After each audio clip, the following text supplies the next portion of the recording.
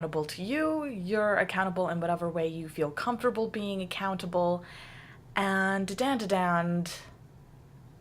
yeah, then if it's followed by a short wrap up chat where I just do a quick run, as quick as I can, run through of what I got done on my end of the morning writing. And then I pop into the chat on YouTube and on Twitch to see what all you got done and to respond to any and all comments in those chat boxes. So I'm just going to switch our window here and start getting things primed so that I can do my work and you can do yours.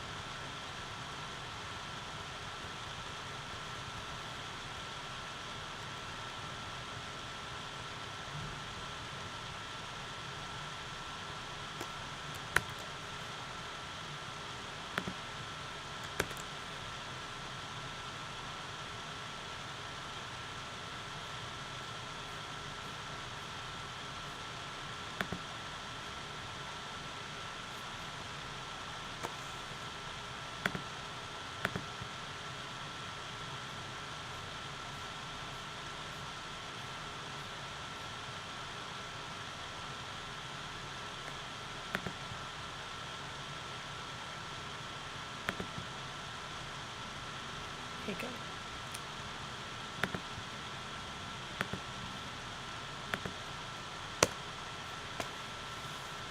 good.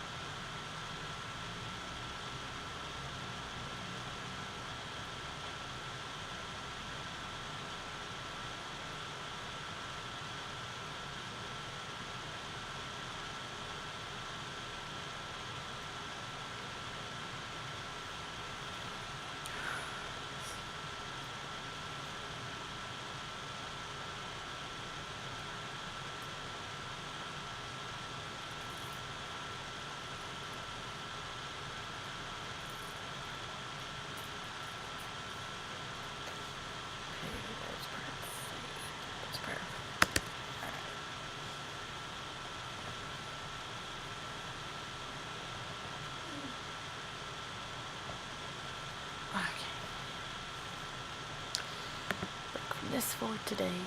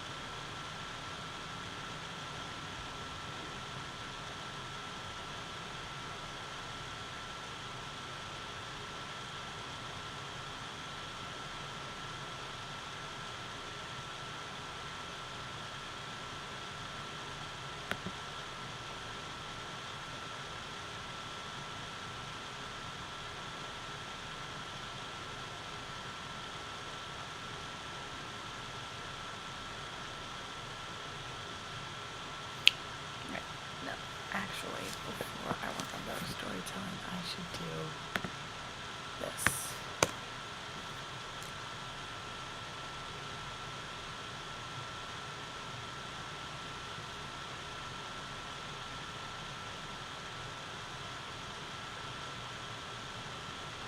No, I meant to.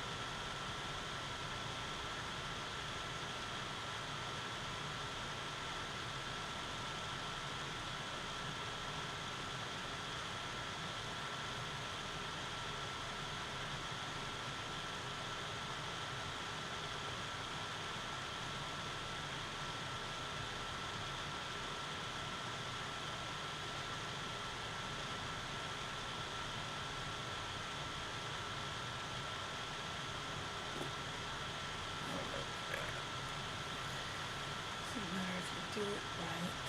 Why does it matter if you make it right? Having decided to agree, stand by that decision.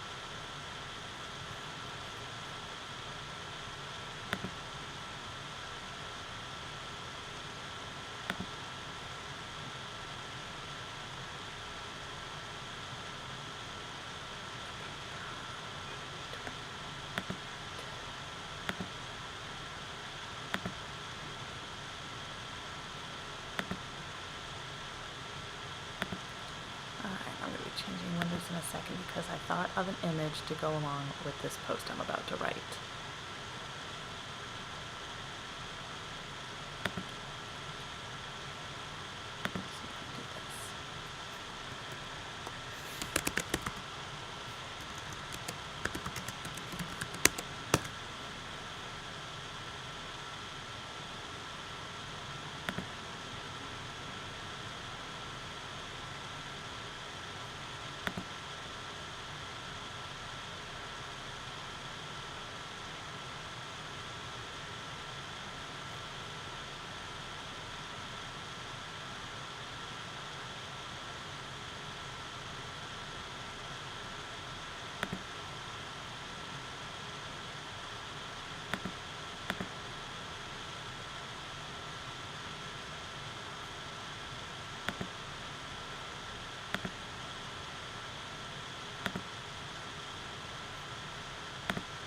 Go.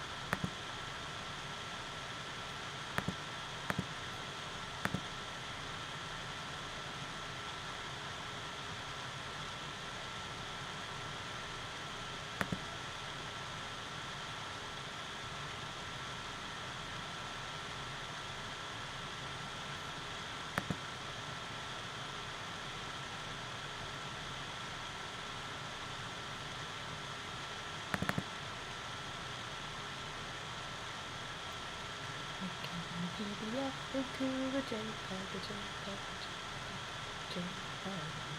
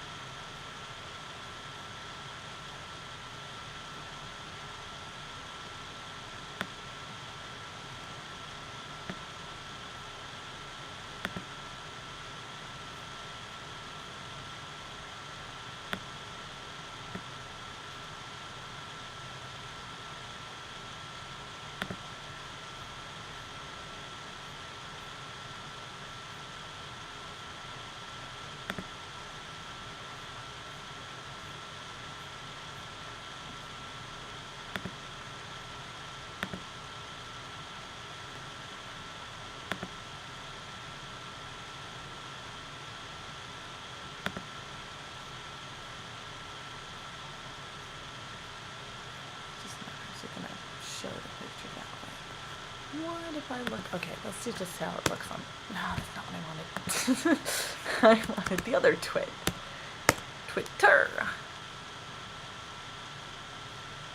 How does it look over here?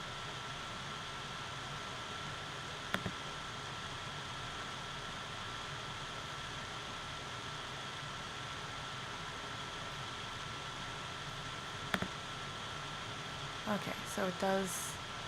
Good. It does show the picture. Okay, so that is time for today. So I'm going to move the screen around so that you can see me better. And I will then go over here and check out what's going on in the chat today. Shahin Shah checked in on YouTube to say good morning. Good morning to you, Shahin Shah. And over here on Twitch, Yagzo Thoth, 1927, let me smash? It's a question. Let me smash? I don't know what that means. So I will say, hey, you commented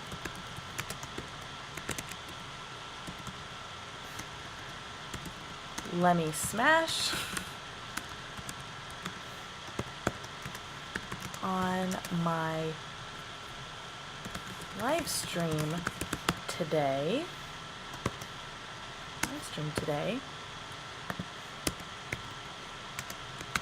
If you let me know what that means, I'll be able to answer your question. All right. So I'll let them maybe respond back to that while I go ahead and do a proper wrap up. So today I sent out the reader update that goes with the branding worksheet. You might have seen that the top of that worksheet is blank because the point of it is that you have the opportunity to write the name for your own chapters, for your own subheadings in different quests of your life. And, you know, in the branding lesson, we do touch on the topic, the idea of labeling people.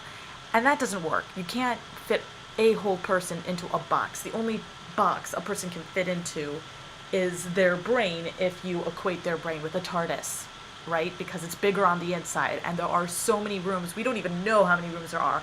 We know there's at least 7 swimming pools or something. Which really only adds to my theory that both Oscar the Grouch and Lady Elaine of the museum go round are in fact Time Lords. Because we never see into their homes, but we know it's huge inside. Also Snoopy. Snoopy's a Time Lord. Let's be real. So, anyway, but you can label a room that something is in. You can label a box within that room. You can designate a particular bookshelf in your library for your fairy tale books and another for your children's books. That's something we can do inside of ourselves to make sense of what's going on in our heads and what's going on in our lives. So that chapter opens that up and specifically just, all right, giving a name, giving a chapter title, giving a subheading to where you are at your quest when you get to the branding. What does this quest mean for you over the long term of your own questing? Long term over your living. You have all these quests in your personal library. What does this story, where does this story fit in that library? So that's what the branding worksheet is for. Then I started prepping for my next article for thegoldengooseeggs.com, which will be about Hans Christian Andersen's The Red Shoes, or it may be about the older version of that story. Still fine-tuning that because I'm in the notes-taking process. First pulling from the journaling I did for this book. Printed it myself, bound it with Priority Mail box pieces, but it's Become a Creativity Coach Now by Eric Maisel. Not sure how to pronounce it. I believe it's Maisel on the new Amazon show. But he is a psychotherapist who pioneered the field of creativity coaching in order to fill a gap that he saw between therapy and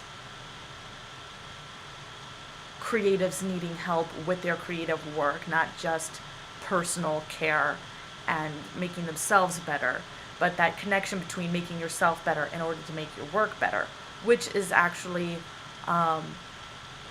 parallel to that foundational tenet of a better world through better storytelling. That is my own work philosophy, where in order to make the world better, we have to improve the stories that we're telling as a society, which we improve by telling better stories to each other in our relationships, and then those are more readily improved by improving the stories that we tell ourselves. And so by taking care of ourselves, we take care of our relationships, we take care of our society, we help to heal the world. There is a Buddhist principle that when you heal yourself, you heal your family 7 generations forward and 7 generations back, which is really beautiful and a way to honor the past, being able to look at the past and say, you know what, this isn't working, and we as a family are going to move forward in a healthier manner, and therefore we as a society are going to move forward in a healthier manner. So anyway, creativity coaching, something that it's creativity coaching on a whole is something that just feeds very readily into my calling as an artist and the work that I do for a better world through better storytelling. So I initially was going to got this book so that I could immediately become a creativity coach, but it makes more sense for my work style and my help style to instead create those materials in addition to all the fiction and the poetry that I write. So I write the poetry, I write the fiction, and I write nonfiction, which is very much in the vein of a better world through better storytelling, and often, though not always at the moment, informed by my studies into the field of creativity coaching, because I do not give coaching. I'd rather create the resources, because getting in your own head is the most helpful thing my own studies and my own research have shown. So I started working on that article, The Red Shoes, taking the journaling from working in the textbook today, editing that, starting an outline for the Red Shoes story so that I can look at the symbolic elements and how the story, while very old-fashioned and very particular in Hans Christian Andersen's rendition, very, very much mired in its historical context and its personal context in his life. There are still archetypes at work deeper in the story, which as such, as archetypes, are still relevant to what goes on in our daily lives and can therefore be rethought and reframed to be applicable to today in a way that is significantly different from how Hans Christian Andersen was clearly applying it to the ways of the world he was living with. And then when I hit the halfway point for today, I decided to write my daily blog post for Medium. Started with brainstorming and then ended with a lovely little multi-layered chart. My first Medium post with a picture. I'm very proud of myself. I made a graph for the circle of trust for creators. So it goes creator, collaborators, helpers, everybody else. Just everybody else.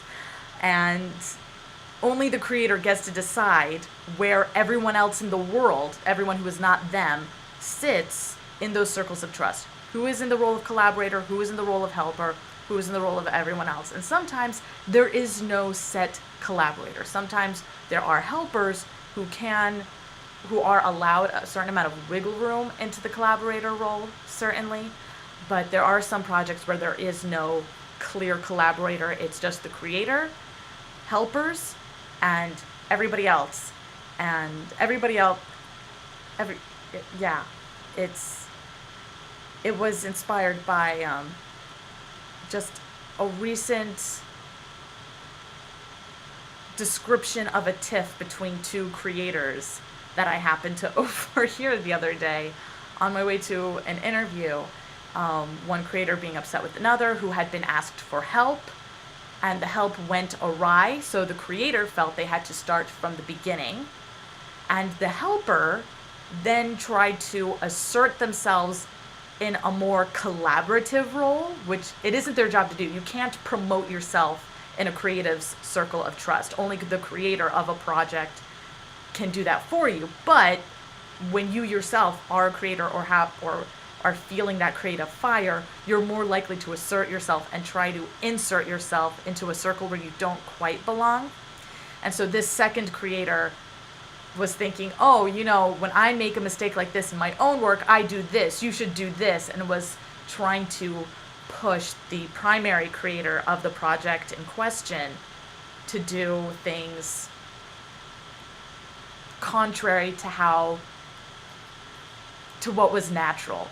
So one creator wanted to start things over. The other creator was saying, just tweak this one thing and keep going. It'll be fine. And it wasn't the second creator's place to say that to the first creator because it wasn't their project. The secondary creator was in the role of helper until they messed up, and then they became part of the world of everybody else. And that was getting even more and more and more true the more they tried to push their opinion of how the primary creator should move forward onto the primary creator. So, but it's something that they were working through, and I don't know them terribly personally. I just understand creator dynamics, and so I just felt it would be good to get the chart out there, just to get the graph out there, so that when anybody is working on a creative project and they're having those communicative issues about where you belong in terms of a project or what your role is in terms of a project, people can be on the same page about that, and they can have a clear reference guide for being on the same page about that. Because it can be very tricky, especially when you have two collaborators in the same room. It's so easy when you yourself are a collaborator to forget, not when you're a collaborator, but when you yourself are a creator, it is so easy to forget that being asked for help is not the same as being asked to collaborate. And so being able to set those boundaries and know where those lines are can just help to make getting along peaceably with your fellow creatives a lot easier. So I just thought I would share that in my blog post for today. And now that brings me back into the chat to see what's going on. Yogs Othoth, 1927, let me smash. Don't know what that means. I did send them a whisper asking what that meant so that I could ask the question. It does not appear that they're on right now, or they would have responded in some way, either coming back to the stream and putting it into the chat or responding to the whisper itself. And then over here on YouTube, Shahin Shah has returned to say hello. Hello. And is commenting on my hairstyle. Thank you. Yes, I showered and I brushed it out. Well, I showered yesterday, but I did brush it out this morning. So, anywho, if there are any questions that anyone has about writing, about the creative work that I've been doing, about the creative work that you've been doing, please let me know in the chat, since we are here together now, all live. I see I have some viewers on Twitch and some viewers on YouTube. So if there's anything you want to say, I'll give you a couple of minutes or a little time. Shahin Shah asks, how's the interview? I interviewed yesterday for a volunteer position to be a math tutor, and the interview went well, so I will be starting I'll be starting tutoring the student in question next in 1 week. Um, I'll start that on this Thursday, Friday. And yeah, so it's going well. And as I mentioned before, I did overhear two creatives having a disagreement and not totally realizing what they were disagreeing about, um, in terms of where they stand on the creative project, which was my blog post for today. How to know where you stand on a creative project. Wasn't about any creative project in particular, wasn't about any creator in particular. It's just the circle of trust for creators. Devil Spidey is on Twitch and says, writing accountability. That sounds exhausting. Well, today is day 60 of 100 days that I have scheduled to get on here every day from 9 a.m. to 11 a.m. Eastern Standard Time and live stream my writing. And it may sound exhausting, but I think that's just the terminology. So I have OCD, and when I was younger, it made it very difficult for me to get homework done because my OCD subtype is such that where I know there is human interaction, that's where my energy goes. Even if I should be disciplined and sit by myself and trudge through my homework, I could not do it. I could not bring myself to sit alone and do my homework. And so I didn't get homework done, and I got in a lot of trouble, and I got very bad grades as a result. And there's this thing, you may have heard of it here in the States, called Sylvan Learning Centers, where parents sometimes send their children for extra help figuring out how to learn better study skills and better homework skills. But nobody knew that I had OCD. Nobody knew that I was just that I felt compelled because of my OCD to go looking to be around people. But at Sylvan, because I was around people and everyone was working at homework, I was getting my homework done and actually helping other kids with their homework. And then the question came up that Rosie's at Sylvan, where you're supposed to learn how to be a better student, but she already knows how to be a really good student. And so the question was asked, do I feel like I'm learning anything new? It's like, no, I just feel like I'm getting things done and helping people. And so I was taken out of the Sylvan Learning Center because they weren't teaching me anything new, and that was their job. Even though I was getting the end result that everyone wanted, homework was getting done, the process didn't please the people involved. So it was just so I've learned over the years that it helps for me to in some way engage people as much as possible in the work that I'm trying to do. That way I can make sure to work on it consistently and get it done. So it's part of the reason I have zero qualms about self-publishing any of the things ever, is because getting my work in front of people as I'm working on it and getting it in front of people as soon as it's done is important to my sense of accountability and productivity. Devil Spidey says, I might have got ahead of myself. Is it related to accounting? It's not. Accountability means your ability to... Accountability is about being accountable. It's about saying that I'm going to do this and then being true to your word. It's about integrity and honesty and following through on what you say you're going to do. And so writing accountability or accountability partnering is, I'm going to do this thing for this amount of time. You're going to do this thing during the same time. And at the end, we're going to come together and we're going to compare notes. So that's what this is. 9 a.m. to 11 a.m. I do my writing. Maybe you do your writing. Maybe you just read as I write, because I do. If you saw earlier, I do screen share as I go. Yeah. So the accountability is just checking in.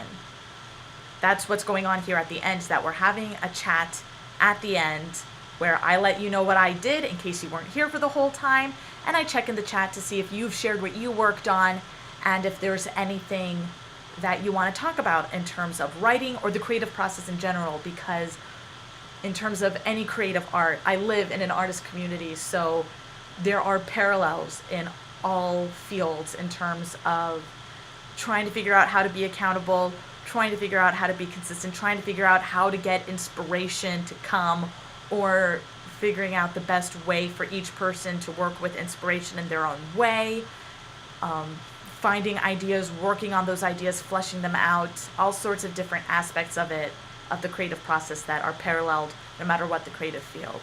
But accountability is not related to accounting. But if you want to talk accounting, I could do that a little bit. I'm not going to lie, I'm a math nerd. I did, after all, just become a volunteer math tutor. So I can do that. Sean Shaw says, good day, my friend. So they have logged off. Good day, Shahin Shah. It was nice talking to you. And yeah, so writing accountability, I'm here every day for 2 hours from 9 a.m. Eastern Standard Time to 11 a.m. Eastern Standard Time, followed by the nice little wrap-up chat. If there's anything else you want to know about, please let me know in the chat. I'll just give you a couple of seconds there. If there's anybody else on YouTube that want to say anything, anybody else? Devil Spidey says, oh, I call it time management about your OCD. I actually met a lot of people with many different issues, and despite that, they are writers. They keep going. Yes, very often when someone is creative, there are other issues at play. That is very common. Time management, I actually wrote a blog post about this recently. Was it recently? I have no sense of time anymore. Haha. Time management is actually a misnomer, because you can't control time. Time is just doing what it's doing. It's just there. It's just always present and keep trudging along. What you can do is manage your schedule and use the schedule as a tool to trigger routines.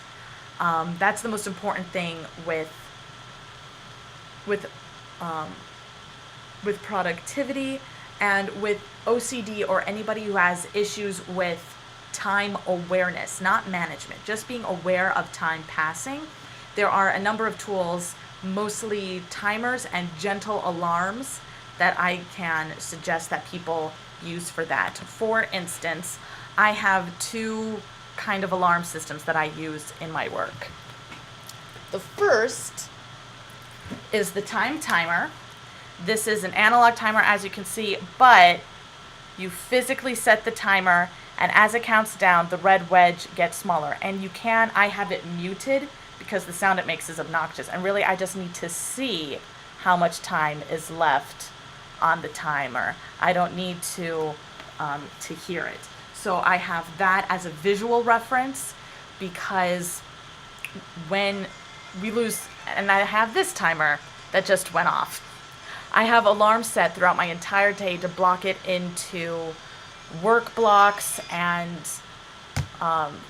just to break up my day into units of time where certain things get done. So I have an alarm that goes off for each point in my daily schedule, and then when the timer goes off, I go into the routine associated with that timer in order to make sure I keep moving, I keep getting chores done, I keep getting writing done. And so the time timer is about having a visual reference of time, particularly for larger units of time. Mostly the morning writing is when I use this, because you can set it for up to 2 hours. So that's what I use this for. And then the alarms are just for breaking up my whole day. No unit of time over the course of my day is larger than 1 hour and 15 minutes. And the shortest unit of time is a half hour. And that's just the first couple of timers before my morning writing, in order to make sure that I'm keeping my momentum going and getting everything set up for the live stream. So, yeah, time management is a misnomer. Devil Spidey says, I suck at math. I'm terrible at management. So instead of saying from X hour to Y hour, I have to do this, I try the hardest to write at least a paragraph a day. Yeah. And that's great. Some people, they just need a prompt of how much to do. The time timer, which I like the little face guy you got going there. It is cool. The time timer, what's really nice about that is that there's this psychological principle. Oh, what's it called? Man, oh dang it, I can't remember what it's called. But there's this principle where when you give yourself a set amount of time to get a thing done, however much time you've given yourself, the task will expand or contract to fit that unit of time. This is not actually a psychological principle of responsibility. It's just it's a principle about awareness, and it's a principle of time awareness. So there are two time awareness principles that I'll talk about very briefly, and then I'll log off because that timer that went off on my phone means that I should be logging off. Two time principles here that I'm going to mention. The first that I can't remember the name of is that when you're working on something within a set unit of time, that whatever project you're working on will somehow expand itself or shrink itself to fit in that amount of time. So if you say, you're trying to write a paragraph a day, well, you've given yourself a whole day to write a paragraph. So it may be that your brain just expands the writing process over the course of the day to get that writing done. So it takes all day to write a paragraph. But if you little by little shortened how much of the day went to getting that paragraph done, you could train yourself to get more writing done over the course of a day by little iterations. So, first you mark off, well, how long is my day? All right, so then you go a couple of days saying that's how many hours I have to write this paragraph. And then the next day you shorten it by 1 hour. And you do that for about a week. And then a week with 1 hour less, and a week with an hour less, because you should be able to write a paragraph in an hour. Maybe you only want to work yourself down to 2 hours because then you have an hour of brainstorming followed by an hour of writing. Or because then you could get the paragraph done in that first hour, and then you'd have a second hour to get a second paragraph done if you so chose. So there is that psychological principle where you start with what you've got, and 1 week at a time, you reduce the amount of time that you associate with getting that paragraph done by 1 hour till you find that sweet spot. That way you can actually train yourself to get more writing done over the course of a whole day because you've reined in a paragraph to only take up this smaller unit of the day. So that's one principle that I can't remember the name of. And then the other psychological principle for getting things done.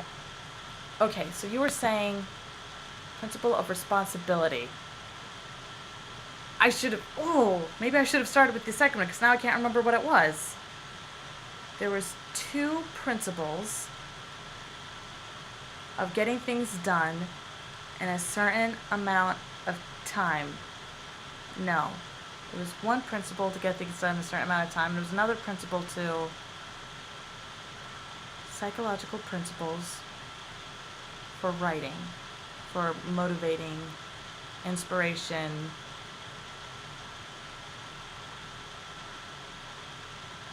I have completely forgotten what the second psychological principle I was going to talk about was. Completely just whoosh, out of my head.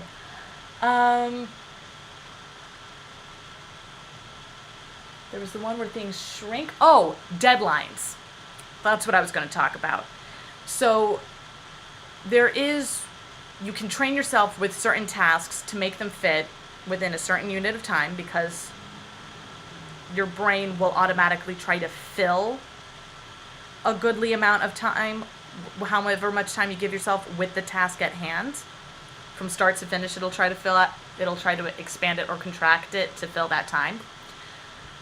The other principle I wanted to talk about is difficulty with deadlines is that there are times, and this is particularly true of really important things.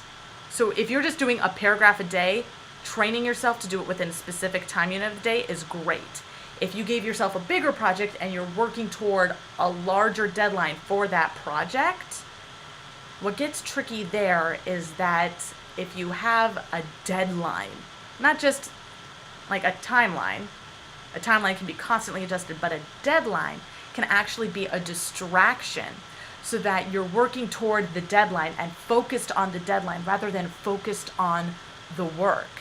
And so you actually see that when people are working toward a deadline rather than really focusing on process, they're more likely to trip themselves up, and they're more likely to make mistakes, particularly at the end, because the closer they get to the end of the time, the closer they get to the end of the time, the more focused they are on the deadline, because they're trying to force everything to fit.